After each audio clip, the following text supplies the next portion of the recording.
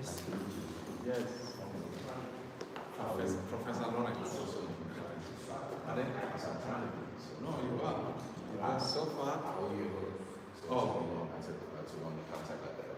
So once I finally did the challenge, get back to me, so I didn't finish this presentation, so it's Yes. when I get back. I brought you my book. Yeah, this is my Ph.D.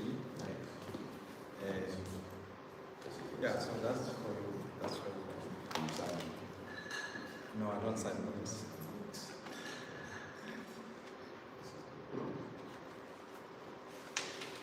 This is Thank you. Yeah. So how long are you going to do? Until Saturday. Saturday afternoon. Yeah. So people who come to South Africa, they don't go to Bloemfontein. Yeah, and the ANC was formed in so in Bloemfontein. So it's 5 hours drive. Yeah, 5 hours. But it's 30 minutes by flight.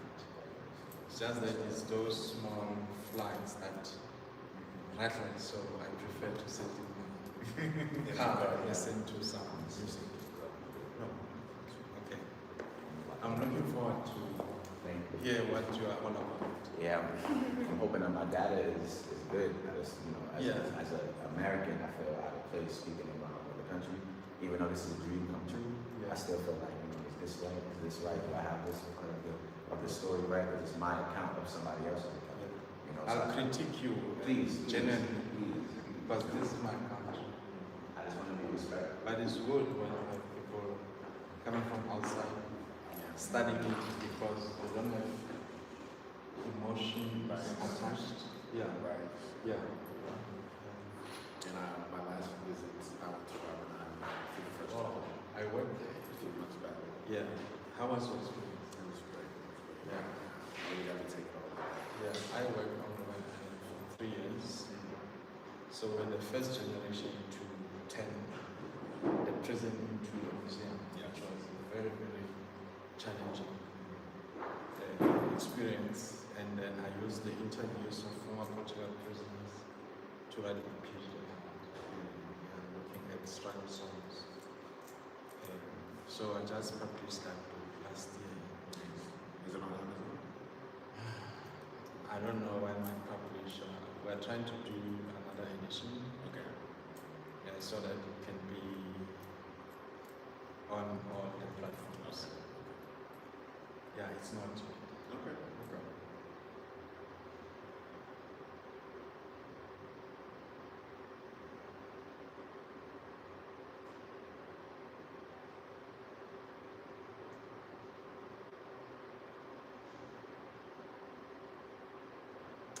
I'm going to sit there. Oh, no. Please.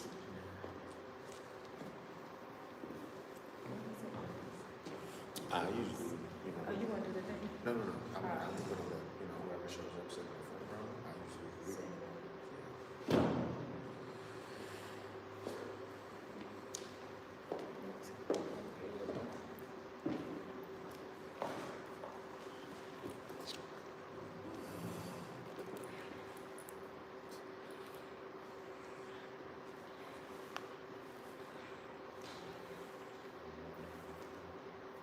Hello, good afternoon, good evening. I'm about to get started. Thank you to those who are with us in the live stream. You are at the right place. I am DaQuan Lawrence. I'm about to present my dissertation findings in a hybrid seminar that is international and will be, as you see, live stream around the world. We're recording this so we can go back and edit if necessary. I would love this being a project of design as a community-based project. I'm particularly interested in feedback from people who are from outside South Africa. And first and foremost, I would just love to be respectful of their experience, current, past, future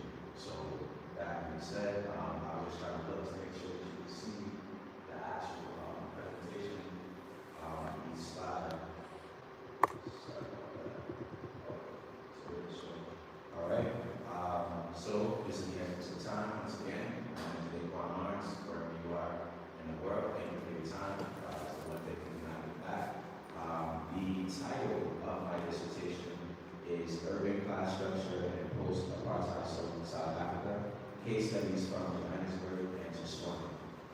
This again is a dissertation seminar presented by me, again, a PhD candidate at Howard University, focusing on African studies and global development with a focus in public policy. Before I begin, here goes a quick overview of what I will be discussing today, the contents. As I am particularly studying class here in San Jose, as we say, or Tanzania, Zambia, as it said, I would like to go to my beginnings. I'm originally from Harlem, New York, and my mother, her name is actually DaQuan Lawrence, or Makeba, as I learned to pronounce it. She was named after American Makeba, who was a phenomenal woman, lover of her country, anti-apartheid activist, as well as a singer and musician known as Mama Africa.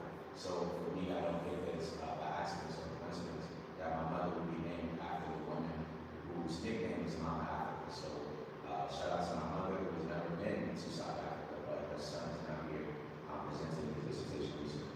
So with that being said, again, that's the emphasis. That's what made me so very interested in class. Originally from Harlem, New York, born in the social services and foster care system. My mother was a teenage parent, my parents were teenage parents. My mother was a teenage orphan when she raised me. So again, I have a very unique American perspective, and I seek to learn from and to empower what we consider as marginalized communities. So speaking in the South African context or international context, there are many commonalities that we have in common with people all over the world, but particularly in South Africa. So again, I'm going to be discussing the background statement of the problem and my estimation. I'm going to introduce my methods, my methodology, and theoretical framework. I have a ton of slides on the brief history of South Africa. Again, me typically as what we call an African American, even though I don't like that nomenclature. I sought to be as respectful as possible of the South African experience. So for me, it's very hard for me to omit or to also one part of the history without focusing on other parts of the history, because again, as we know, all history is kind of like so all goes together. Then I will get into what is the meat of my assessment or what interests me in the modern day South Africa, which is the middle class construct. Again, I believe the idea of the middle class is a Western import. Here we are on the continent of Africa, where civilization has started. However, when we talk about the middle class, we are often using European notions of class. We are often using European frameworks, whether it's a British framework, whether it's an American framework, whether it is a French framework, whatever have you, and these are all importations. So I seek to, even those who are critical of Western society, as some may say Marxist, maybe, or left-leaning thinkers have been. Me, people consider myself a left-leaning thinker. I think that we should not be pigeonholed to ideas of Marxism, because that isn't necessarily as what we would say Afrocentric. Because I think in my estimation, as far as my reading and my research, Marx and his associates, he was not talking about the continent of Africa. He was talking about Frankfurt. He was talking about Paris. He was talking about Brussels. He was talking about different Western cities that led colonial efforts. So again, my estimation and my view, my analysis of the middle class will always be from a pro and pan-African lens, not necessarily to pick sides or to get political, but just I believe that if you empower Africa, it's like you empower women, you empower everyone. So with that being said, I'll then get into how race influences class and modern South Africa, and I'll give you a tidbit on my theory of class. So the dissertation research project, as you can see, it investigates the class structure and post-apartheid South Africa, specifically looking at what are known as Black populations. Within South Africa, there are different racial groups, historical and contemporary, but my research really focused on what are known as the Black populations of the urban sites that I looked at, that were specifically located in Gauteng province and municipalities of Johannesburg and Pretoria. The core research question of my study are, you can say, two ways. One, how does race continue to shape class and urban class constructions in South Africa? Or how is the middle class defined in urban South Africa? I will use tools provided by African national scholars such as W.E.B. Du Bois, Bantu Steve Biko, Amilcar Cabral, Franz Fanon, Kwame Nkrumah, as well as Dr. Walter Rodney. And I will coalesce those notions with scholars and ideas from scholars such as Karl Marx, Max Weber, and Eric Wright. With that coalescing, you could say, or combination of class scholars, I think that the theoretical basis of class in advanced industrialized societies will be revised and allow them to be applied to 21st century South African conditions. The variables that I was looking at within the study, it explicitly seeks to look at social dimensions of inequality with an emphasis on the distinctions between urban and Black South Africans. When I use the variables that I believe are primarily important in this current globalized society are occupation, English language proficiency, persistent access to the internet, a bank account, a scribe status, which I will later define, perceptions of Blackness or Africanity, which I will later define, and education level, which is further delineated between informal and formal education.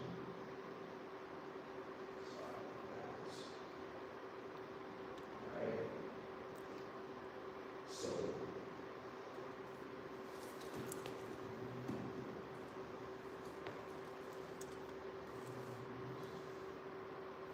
Are you okay? So, framing the problem is always, I guess, the most important aspect of any study.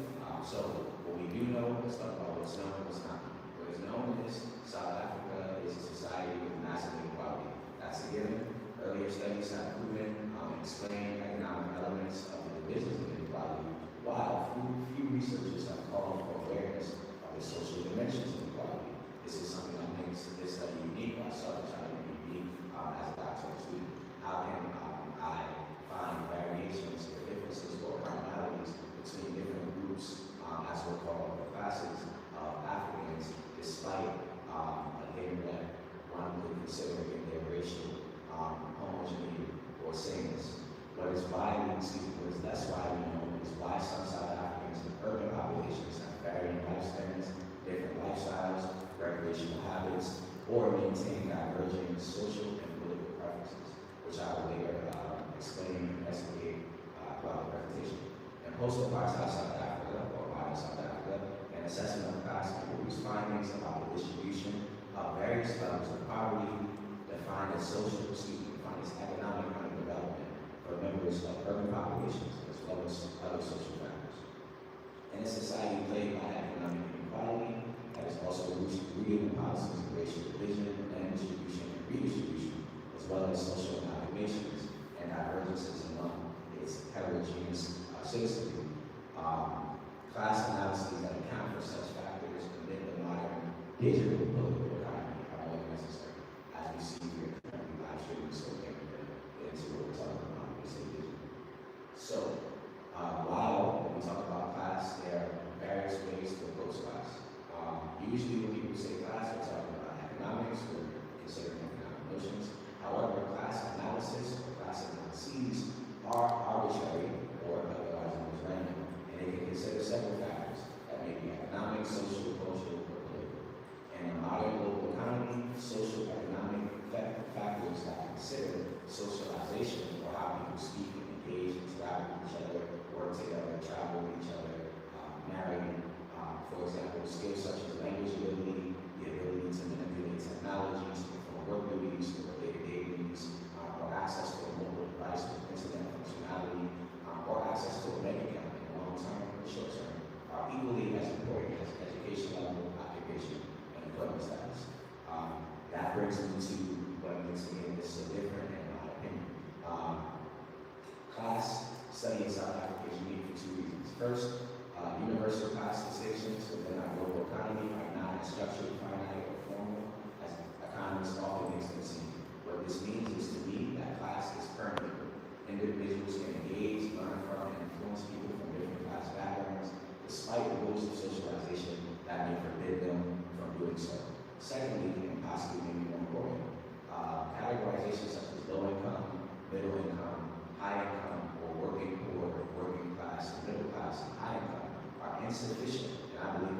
misnomers within the processes of social stratification, because the experiences of these individuals vary for many reasons beyond their income, such as factors as race, education, geography, and job status are also important.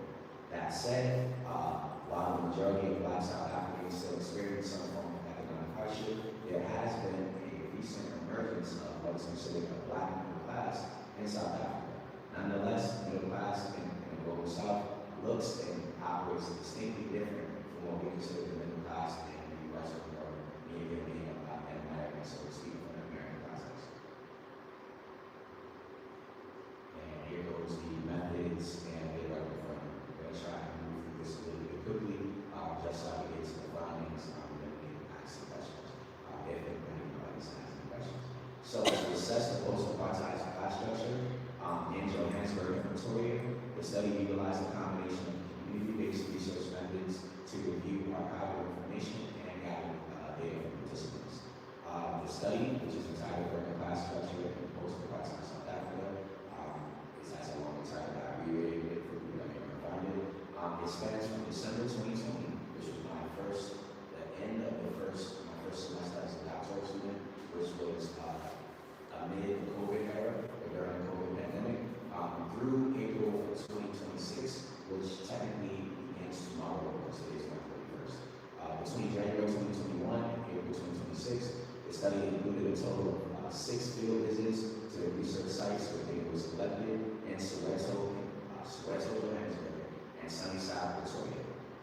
Data and observation from interviews was coalesced with themes from archival research, findings from policy and social media analyses, as well as GIS, geographic information systems, and aerial photography to account for the spatial elements of apartheid, otherwise known as poverty, or we can say development.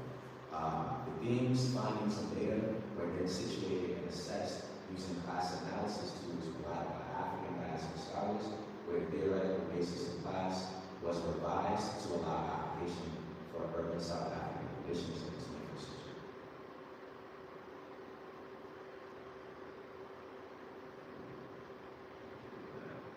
This is what I expect. So, next, the primary framework of the study is an adaptation of W.E.B. Du Bois's Philadelphia Negro study, which occurred in the late 19th century, I believe 1899, and trying to internationalize this study. Considering 21st century conditions, globalization, and the global political economy that is fundamentally capitalist classes and opposed racialism, interpreting the findings, themes, and data from the study via a pro-Africanist class perspective is useful as the data was actually produced by people of African descent. Therefore, notions from diaspora data to assess class will be used, including, but not limited to, these are the highlights: Bantu speak Igbo's concept of Black consciousness, Amilcar Cabal's concept of notion by suicide, Frantz Fanon's theories about the importance of culture and the duality of racialism and its impact on indigenous populations and post-colonial society, as well as Dr. Kwame Nkrumah's notions of scientism and the intimate and latent effects of capitalism on African societies. Finally, Walter Ryman's concepts about the function of the global political economy and the fundamental role of the state will also be used when assessing the findings from this research. A total of 75 printed questionnaires and 10 electronic questionnaires were distributed in Soweto and Sunnyside between April and October 2025, last year. 5 locations were used to disseminate the questionnaires: universities, shopping centers, restaurants, residential areas, transportation checkpoints. This may be again for taxis, for buses, for trains, as well as for air transport, landmarks, and tourist attractions. I spent up to 4 hours at each location, individually introducing myself and attempting to solicit participation. I wanted to make this study that work from the ground up instead of me trying to use contacts from people who I believe would be members of the dominant society. Dominant society in this aspect, I mean people who participate in the formal economy, people who are employed, people who have jobs, people who get to go into gated communities, whereas other people who don't experience that type of living and lifestyle in South Africa. So for me, I wanted to incorporate everybody's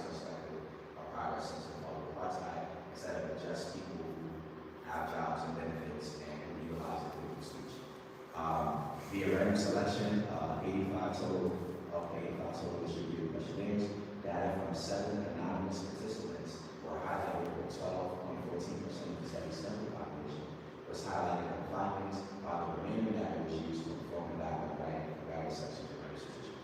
In addition, up to 30 off-the-record interviews, informal and formal, took place throughout my time at the sites with politicians from various political parties. I wanted participants to remain anonymous, but what I can mention is that the political parties that I spoke to were the African National Congress, Economic Freedom Fighters, Democratic Alliance, Action South Africa, as well as, I believe there was one more that I'm forgetting right now. I just want to make sure that PhD, thank you for remembering, Pan-African Congress of as a name. So again, I wanted to pull that into perspective to see again what different people thought. People who belong to again community organizations, cultural workers, artists, businessmen, women, nonprofit leaders, youth leaders, students, elders, migrant workers, sex workers, professors, as well as government employees.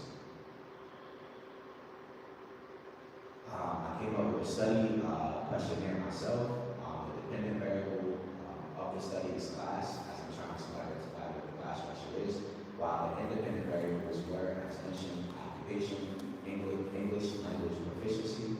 One's ability to talk English is specifically important within a country that has more than 10 languages. We could say some are international languages. Then we also have many people who come to the from the continent of Europe, from South America, from North American continent. So again, there are many languages that are spoken within South Africa. So it's very important to identify, as I want it, as a scholar from the North American perspective.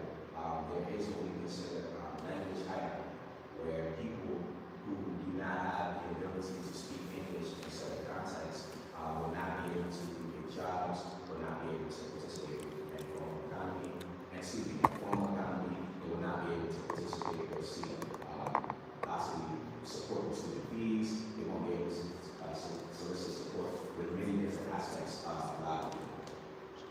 Access to a long-term bank account, described status, which is described as how the market views your employability, are also important.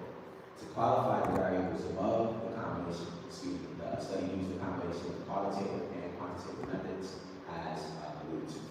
And this is an example of the survey used. Next is the history of the Republic of South Africa. I would just like to again give due respect to all current South Africans as well as fallen freedom fighters, despite their racial or ethnic background. I think again it must be said that it took a lot to get to this point of modern day South Africa, and nothing happens in a vacuum, and these things also aren't static, so they're not going to stay the same. So whatever happened in the 90s, I was born in 1990, so this is now 36 years ago.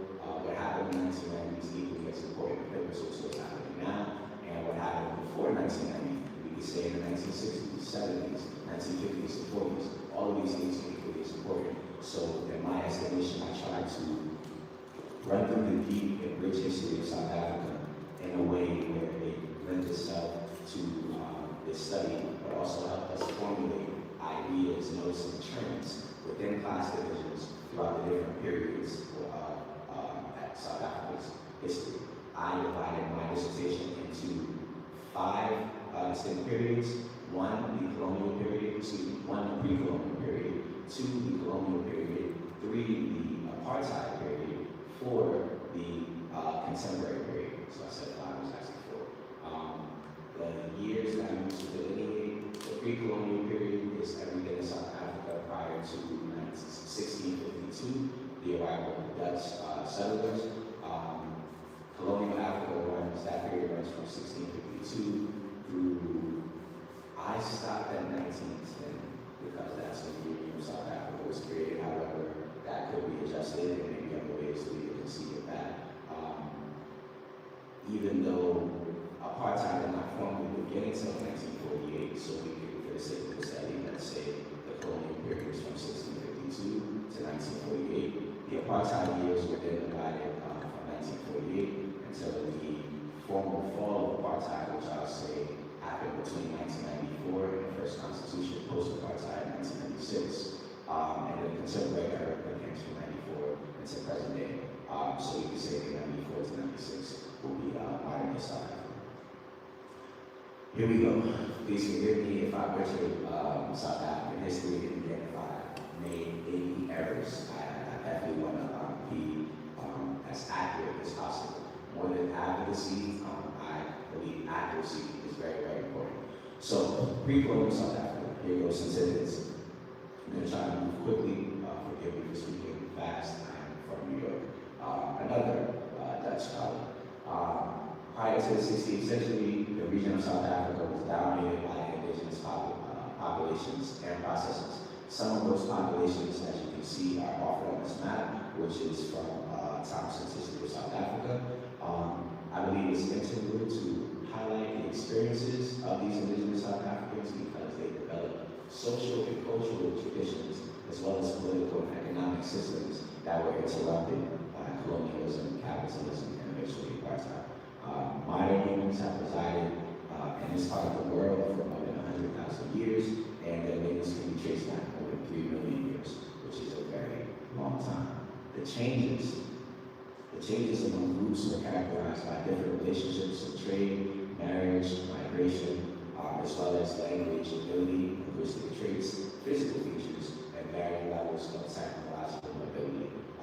We can think of early, what would be considered hunter-gathering societies. All of this is applicable to South African context, where tools were used to develop society and help engage in different aspects that took place again here first before things started to progress throughout the world. 3 of the earliest known groups in South Africa are the San people, the Khoi people or Khoi people, and the migrating Bantu-speaking populations that were agro-pastoral and moved towards the southern tip. Again, they are mentioned in this visual depiction.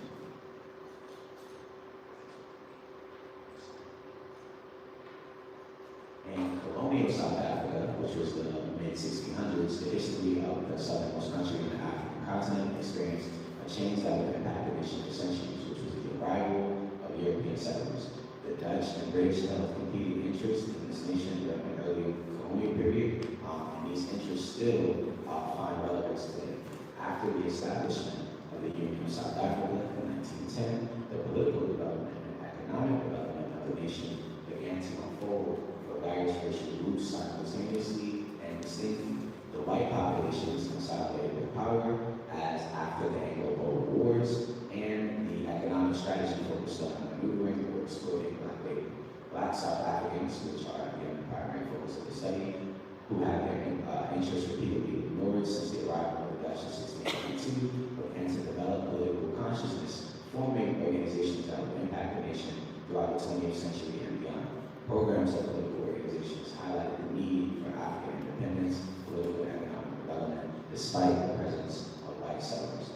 So again, just to get ahead of myself, some of what would become the homeland populations I mentioned here, and their basis during the prior arrangement of the provinces, as you can see, South Africa's provinces under their homelands before 1996. During the colonial era, there were many class divisions. Some of the class divisions took place based on economics, some were social or social-political or cultural, but here I'm going to highlight the industrial class divisions. So within the mining industry, which developed due to the relationship of 4 different or interdependent populations. You have employers, you have white laborers or miners, and you have the African community as well as African laborers. The first group primarily consisted of wealthy race descendants who were interested in identifying new ways to acquire cheaper labor. The second group of white laborers were attracted to South Africa due to stories that spread around Europe about gold and diamonds. This group also included individuals who never left the continent, who resided here since, we could say, in the 1600s, and who had an interest, whether it was familial, whether it was cultural, whether it was economic. They had an interest in the nation that they relocated to. The third group of African Boers were mainly farmers who sought to retain wealth brought by the discovery of gold and different minerals within the land that they sought to claim as their state. The Boers were convinced with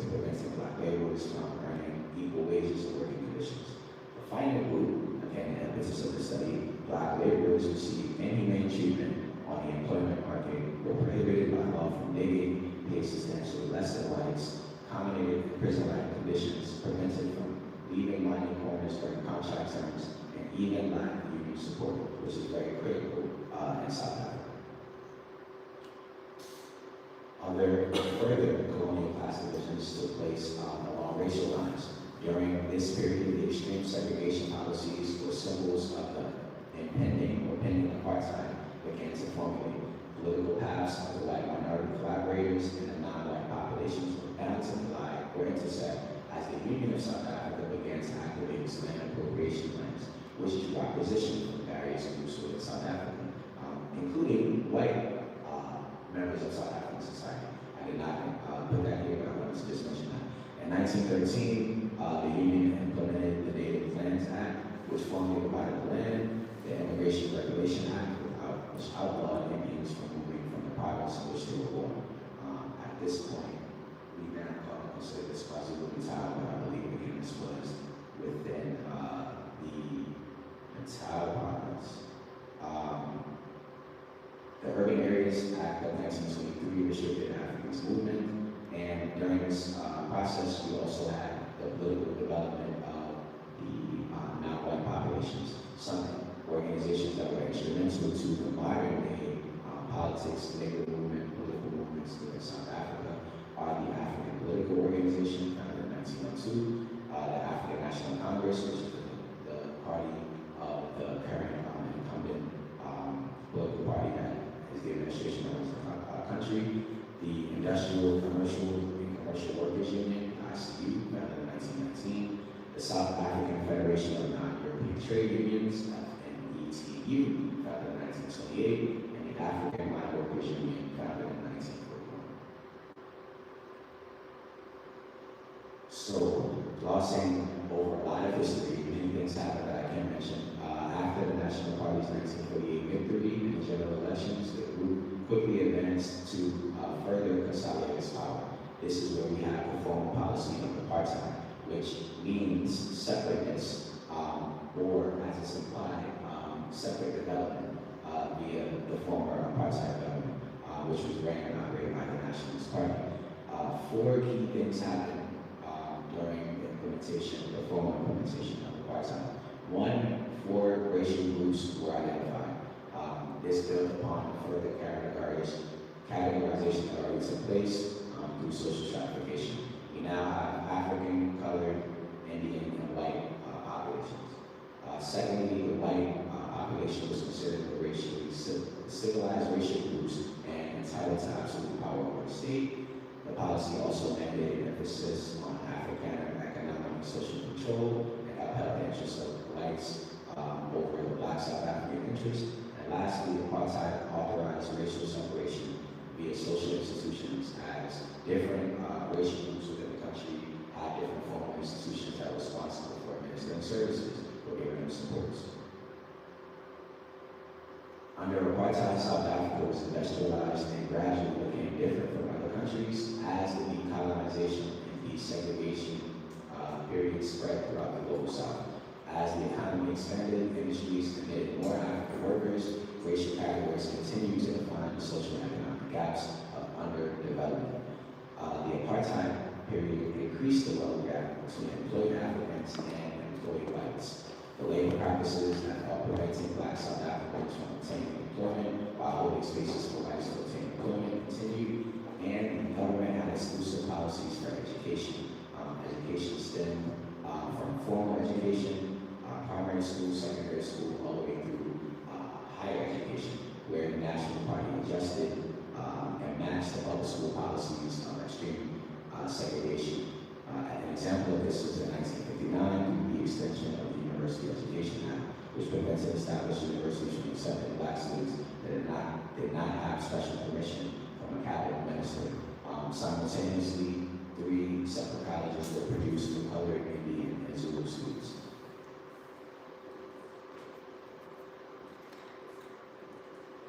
During this era, as half of the study's name comes from the apartheid era, as I'm discussing urban class in a post-apartheid context, it is during this era where the crux of modern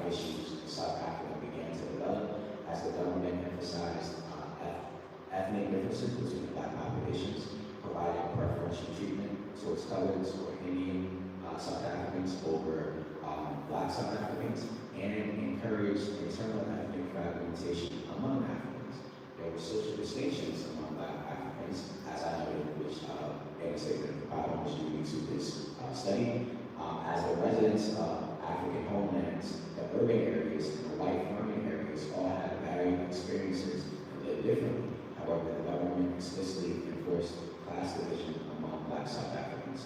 South Africa quickly became an anomaly in a world that was quickly changing. Those such events were the fall of the Berlin Wall, the end of the Soviet Union, as well as growing movements for independence. As the government attempted to manage the internal situation via force, it also began covert negotiations with some of the ANC leaders that we now know. Obviously, past President Nelson Mandela was eventually freed in this process.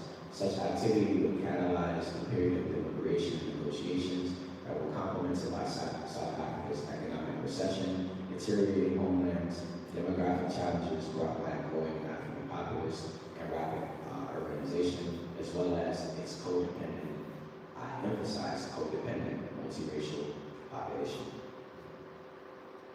So here's where I would like to highlight some things as we get to my study, what's different, or my analysis of the modern situation. So Black South African political assemblies began to slowly organize in South Africa's urban areas as what were considered tribal groups, gradually were restricted in specific regions. The initial political groups took divergent paths, and I think it's, again, in my estimation, this is very key. Conservative, liberal, or radical. When, in my estimation, when I talk about liberal politics, this can also be an organization such as the Labor Party. From again, an American context, I can see whereas the Labor Party is known for advocating for workers in a British system, or even again in the South African system, there are many ways where the laboring parties are complicit with the current global capitalist orders. So I plan on highlighting that in this study. The establishment of the Freedom Charter is an example, because when the Freedom Charter was created, there were some clauses that drew contentions from, we could say, some liberal thinkers and some radical thinkers. The ANC's membership during the 1990s is another example of this, as some remained in South Africa and were active in COSATU or the EDF, while some were also in prison for decades like Mandela. Others also experienced exile and were training to overthrow apartheid via guerrilla warfare. So in the early 1990s, all of these groups had to work together to come up with a program for the ANC. Again, as just previously mentioned, Black South Africans have varying experiences living in the rural settings versus the urban settings. Modern South African political parties have classifications based on inherited Western schemes of government and organized based on labor of workers versus capital interests. Some of the conservative groups are mentioned here. I believe this is also a spectrum and it's fluid. As we say, other things in society are fluid, so they shouldn't be necessarily as rigid as you're black, you're white, you're left, you're right, you're centrist, or you're not centrist. I think politics often have a swing like a pendulum, and people who are once modern or moderate can also have conservative interests. People who are once liberal, if you're liberal, that literally means that I stand with you this day, I may stand with somebody else tomorrow because you're liberal. Or you could be radical, you could have a much more extreme outlook and be critical of everyone. The radical Africans continue to seek political means to exclusively serve non-white African masses who suffer from the South African conditions of enduring historic displacement rather than supporting the descendants of white settlers who continue to benefit from pre, post, and apartheid era policies.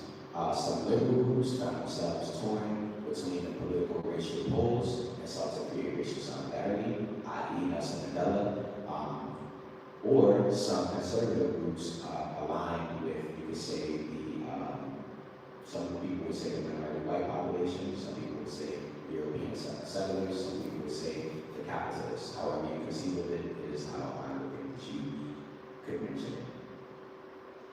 Now, this is where we get into the economics. Here goes the data part, so I'm going to try to briefly highlight some things that lead to the trends in terms of modern South Africa.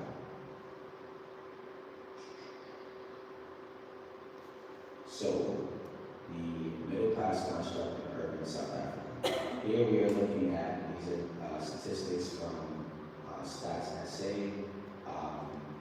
This study again began in late 2020, late 2024, and as recently as last year, depending on the survey instrument that was used when I created my findings. So table 1 is the median monthly earnings by status of employment in years 2017 and 2022. So just quickly highlighting what I believe is important is the distinction between the median. The median is the middle point, right, of the population versus the top 25, top 10, top 5%, as well as the bottom 5, 10, 25%. This is important because we discuss later, when we talk about what exactly is the middle class, there's a big range. There's a big range of, some people say that the middle class can consist of people who make about, the median salary was 5,417 rand at the end of 2022, all the way up to 25,000 rand a month, again, depending on which portion of the society you're looking at. In 2017, there were approximately 16 million employed persons by pay-for-profit organizations, and the median monthly earnings were highest among employers at 10,000 rand, followed by employees. Obviously, the employers make more than the employees. Over the same period, the largest increase in the median monthly earnings was observed among employees. So again, having employment in the formal economy determines a lot in modern day South Africa. We got the next.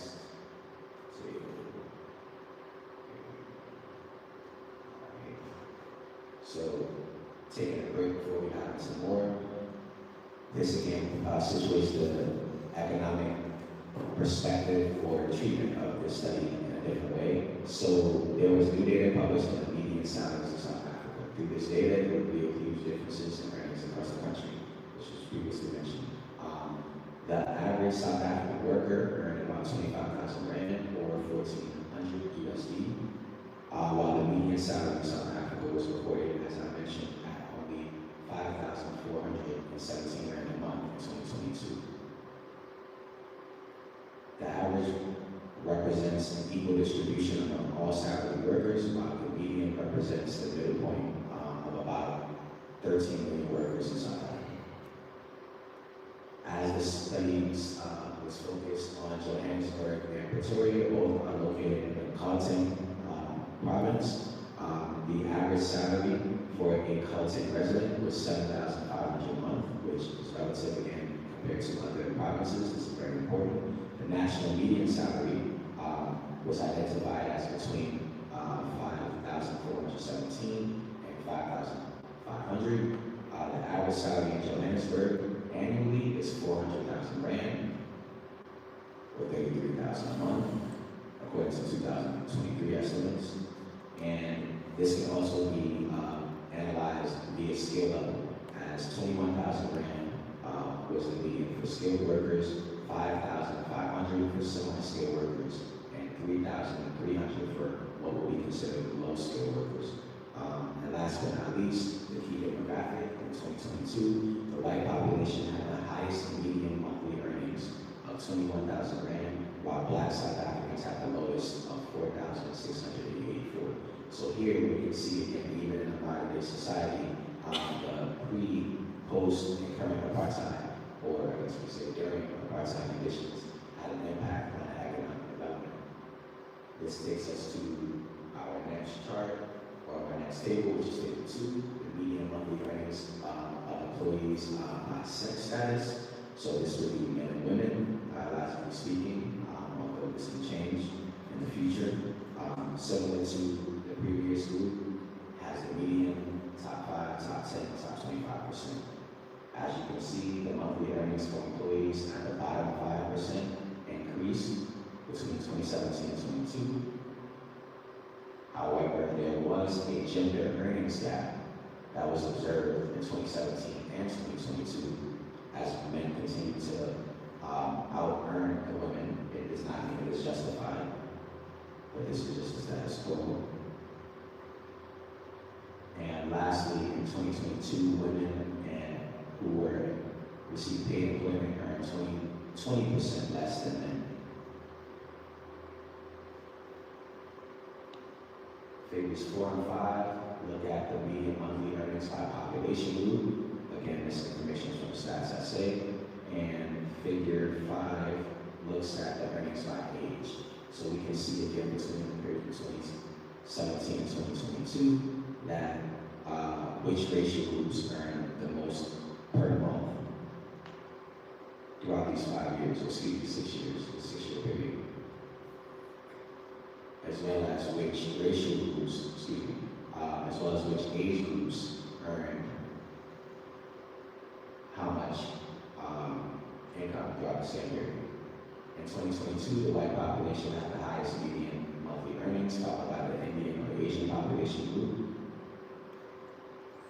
And the employees in age brackets between 45 to 54 years of age and 55 to 64 years of age, respectively, had higher median monthly earnings.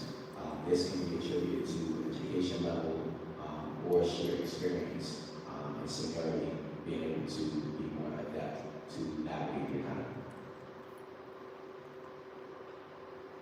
This takes us to the middle class construct, looking at it again via both sexes and age. So we can see again who earned what compared, can't highlight, okay, sorry. We can see who earned what, looking at, again, across categories based on their age. I then looked at the industries and saw which industries earn how much average income between the 6 years of 2017 and 2022. As we see, it fluctuates and varies with utilities. Any individual working in the utilities industry earning the highest income between this period observed. Sorry about this. Then I looked at the median monthly earnings of employees by occupational skills, as well as their skill level within their occupation. So everybody doesn't have the same role in the economy. Some people are permitted to work as professionals or managers, whereas other people are kind of streamlined into lower skilled or semi-skilled occupations. This was a practice policy that started during the apartheid era, and it actually continues during the post-apartheid. This trend is also not exclusive to South Africa. This also happens in America, where, again, education, occupation, geography, and social ties mean a lot more than one's sheer ability to learn and maneuver different technologies. Median monthly earnings by occupational sex. I'm going to move past this one quickly. Let me see. Trying to get to, I think, so this last one, which is the distribution based on the hours worked. So you can see that some people earn more money based on, again, the part-time and full-time status of their job, which again is very, very, very important. This takes us to how race influences class hierarchies in urban South Africa. And I get to look at some of the findings from the research. So this led to what can be considered as a diaspora theory of class.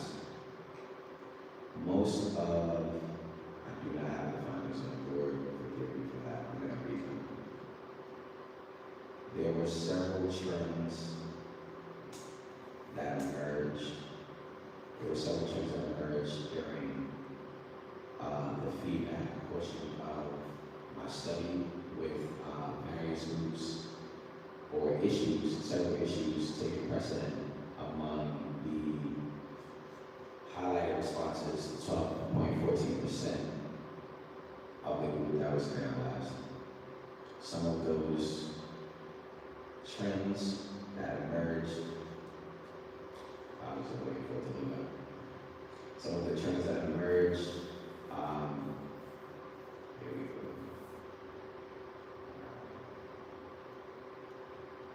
Trends that emerged encompass areas such as economics, land rights, government corruption or failure, education,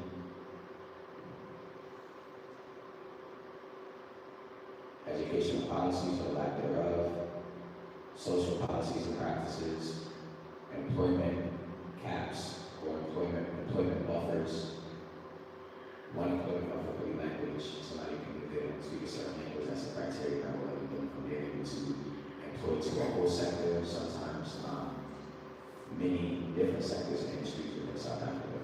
This creates a cap where people are getting siphoned to participate in the informal economy, where others are pretty much permitted and allowed to participate in the formal economy. Still waiting for the level, sorry. Wish I had this good.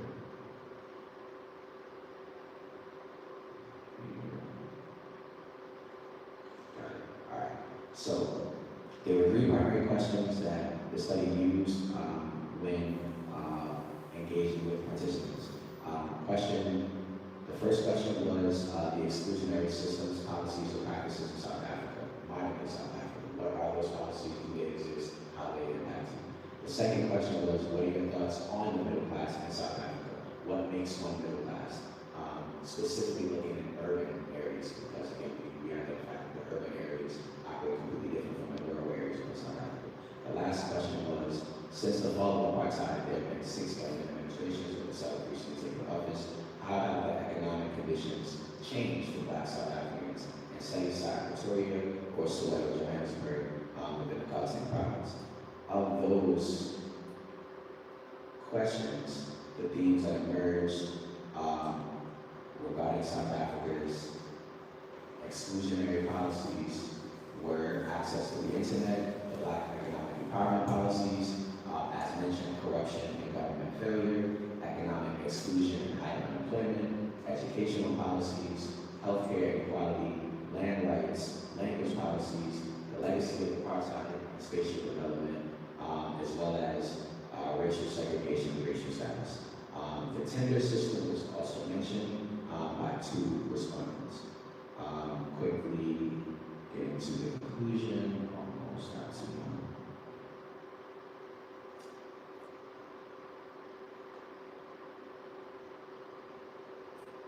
Sorry. Still enough. Before I get the grand theory, I wanted to discuss the respondents, especially because they led to the formulation.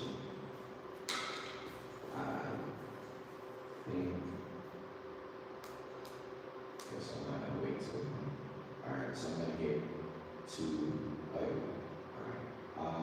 thoughts on the middle class. The themes that emerged were all economic, regarding thoughts on the middle class, and the respondents mentioned some very interesting findings. The trends were debt, economic insecurity, employment, and social status. What I would like to highlight here is considering debt, similar to America, as I'm speaking as an American, middle class people in South Africa, as one respondent said, are some people who are highly indebted. Even though they may have fancy cars, they may have bigger houses, they may live in gated communities, these people are also living from what can be considered check to check. That led to a difference with how we want to construct what we believe to be the middle class for this study. And lastly, regarding respondents' thoughts since the fall of apartheid, many said, again, land rights, education policies, employment policies, or the lack thereof, determine the modern day status quo. And whereas South Africa is an economic giant, a global South champion, and a healthcare industrial leader, as well as industrial leader in many other regards, the lack of investment in its underdeveloped populations is an explicit failure of the modern government, or we can say the post-apartheid government that has existed for about the last 32 years, 30 or 32 years. with that being said, that now takes us to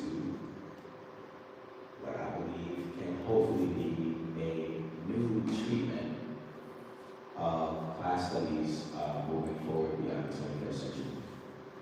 This is, my name is DaQuan Lawrence. That's the only reason I titled it Lawrence's basket during class. That's not important. Just before again, I get into, I guess, what made this what it is. So in a contemporary society, we usually say there's poor, there's middle class, and then there's the extremely affluent individuals. So we could say are wealthy or rich. However, in my personal experience, as I'm a middle class individual myself, as much as I may identify with the working class, as much as again my parents were products of the foster care system, I was an orphan. I'm sitting here speaking as a doctoral student who has the means to travel from America to come to South Africa to engage in South African, we could say, happenings, whereas there are people here within South Africa who don't have that same possibility, who don't have that same leisure, who don't have that same luxury. I think it's very important for me to acknowledge my privilege. You know, we often say, oh, it's white privilege, it's white privilege. Well, here I have American privilege that is afforded to me as a Black American. Even though I can still be racially profiled, I can still be considered, you know, somebody who is a threat to somebody based on their conception of what it means to be Black. So I believe that class is permeable as individuals can engage, learn from, and influence people from different class backgrounds. You can think about people working together. You can think about people who might have, you know, they say the Marxist treatment is you have the bourgeoisie and the proletariat. Of course, the bourgeoisie owns the capital, but they have to work with the proletariat. The proletariat is needed in order to, you know, maneuver the capital. What happens when capital doesn't have labor? Some people say it's a K-shaped economy. Some people say different things. Some people think that we're on the cusp of that with AI and technical revolutions now during the fourth industrial revolution. Wherever you fit within the spectrum, I believe that all humanity is dependent on each other. It doesn't matter how many of us identify as this. It doesn't matter how many of us have class privileges or economic affluence. Whether you're sitting in first class or you're sitting in business class, if the plane goes down, I believe the people in first class also go down with the plane. I think that's how it works, but maybe I'm wrong.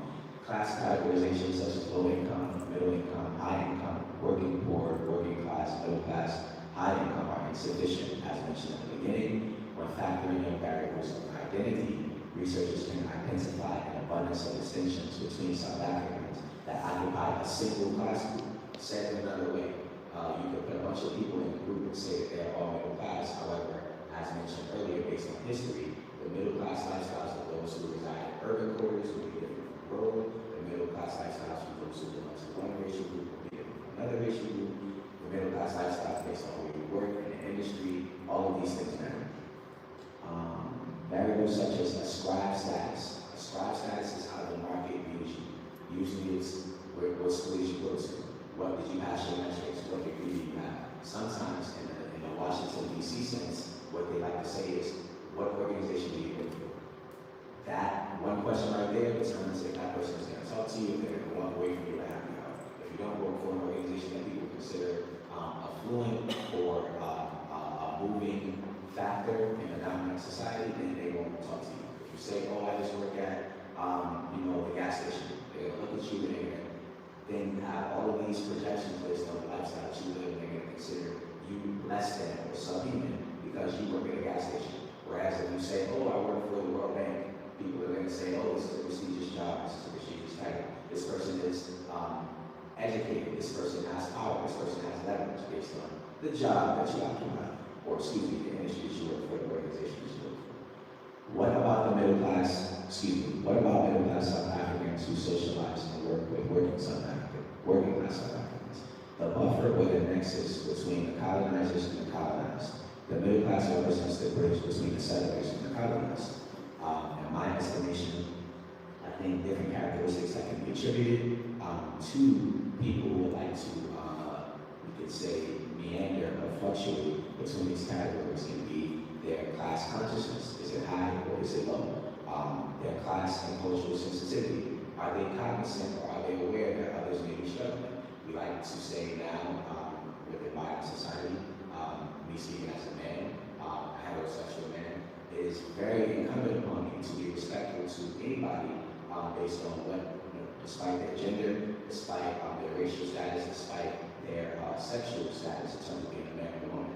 Just because I'm a man and I belong to a system of patriarchy, it doesn't give me the right to say, oh, I can oppress women, or I can oppress members of the LGBTQIA community, because I'm not a member of that group. I don't know what it feels like to be a member of that group, but as a man, I have my status, so I should wield that status. That's incorrect. Similar to people saying, oh, we're better than you just because we have more money, or we're better than you just because we're white, or we're better than you just because we're American. These are all things that people say. I think that these things are misnomers. These are egregious. So I'm using this study to try to dispel many of the social myths that exist in our current reality. Lastly, I would just like to highlight this study, or this instrument or assessment of class, this theory of class, was an adaptation from Zambia, Lawrence, and Schultz study, which was conducted, I believe, in 2017. I found this study very useful when trying to come up with a middle class conception in the global south. So they used probability thresholds, as you can see. They had a class structure named poor, middle class, and elite, which I renamed poor should be, in my estimation, economically insufficient, because what is poverty? There's many theories. There's African-centric versus European-centric, or Eurocentric concepts of what it means to be in poverty. One can be impoverished in spirit, one can be impoverished in mind, one can be impoverished when it comes to actual resources, so that would be an economic treatment. Middle class is renamed economically sufficient because one can be middle class but also be vulnerable to falling into what would be considered, I guess, a lower class if we're talking about social hierarchy. Or one can be middle class and be stable and be well on their way to becoming an elite or economically super efficient member of society. Again, I believe that this is something that can be useful for developing societies. And the last row diagram here is the adjusted class structure, which I believe should actually constitute class studies in the global south, starting with South Africa. Again, are you economically insecure or economically transient? Are you economically vulnerable or economically stable? And if you are none of those, then maybe you could ask, or you might qualify to be an economically super efficient member of society. However, despite wherever you land within the spectrum, it does not actually mean that you're better than another human being, because we all need each other, in my humble opinion. So with that being said, I would like to thank you, those of us who tuned in. I don't know if you were here. I have a special shout out to Tali. I believe you just walked in. Thank you, Tali, for helping me organize this, and the staff of the Johannesburg Holocaust Genocide Centre. I would not be able to do this if it wasn't for your invaluable assistance. Also would like to shout out someone who couldn't be here. His name is Ali Muhammad. He was a partner in this community-based research. I also would like to shout out my special guest in attendance, my brother from another mother, that's Hazel, my girlfriend, Jasmine Evans, who made the trip from America just to be here. So thank you again for everybody here in attendance, and I hope you gained some type of understanding. I hope this helped, and I don't know how much time we have left. If you have any questions, you can email me. I believe my YouTube is here, but my email is on my YouTube. But please follow me on social media if you can, and I would love to hear your questions.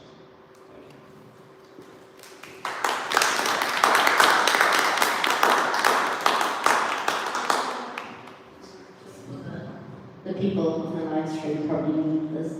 I just really want to thank you for bringing this presentation here and really reminding us in the Human Rights Month in South Africa by reminding us how important this work is and how much more work there is to do, and showing that academia can also go into the world of social justice and how those worlds can mix and really have an amazing impact. So On behalf of the Johannesburg Holocaust Genocide Centre, I would really like to thank you for this presentation, doing it here. And we can also share your email address with anyone who wants, with the people who I believe decided to stay home because of the weather and enjoy the live stream instead. But thank you so, so much.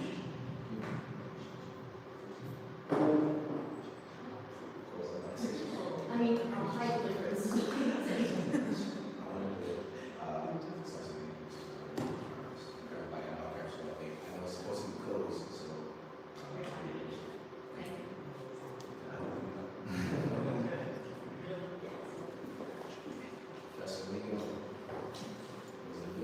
Yeah, it was good, man. And